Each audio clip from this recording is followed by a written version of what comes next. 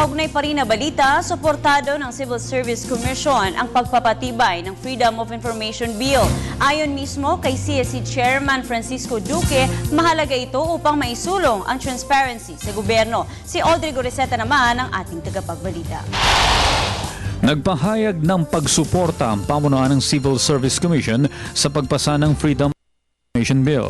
Matapos lumusot sa committee level ng Senado, ang panukalang ito sa pagsalang ng 2 beses na pagdinig ng Senate Committees on Public Information, Civil Service at Finance. Sinabi ni CSC Chairman Francisco Duque III na malaking tulong sa mga Pilipino ang pagpasa sa naturang panukalang batas dahil ito'y magbibigay ng karapatan sa mga Pilipino sa mga impormasyon ukol sa mga bagay na pampublikong interes, katulad ng pagbubukas ng mga dokumento at papeles na ukol sa mga opisyal na gawain, transaksyon o mga desisyon, lalo na sa datos mula sa pagsusuri ng pamahalaan.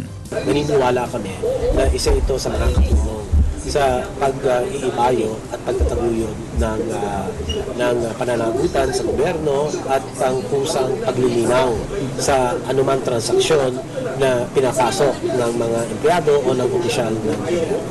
Sakaling maipasa ang FOI Bill, malaki umano ang maitutulong ng Civil Service Commission lalo na sa paglalabas ng mga dokumento ng mga empleyado ng gobyerno. Halimbawa, may mga violation ang isang empleyado na hindi naman siya presidential appointee kasi wala namang kaming poder sa mga presidential appointees. Poder namin ay mga empleyado sa first and second levels at dito kung meron silang pagkakasala, halimbawa hindi din-disclose yung information o talagang may mali siya na itinago yung information, pwede mo nang patawang kaagad yan ng kasong administratiba.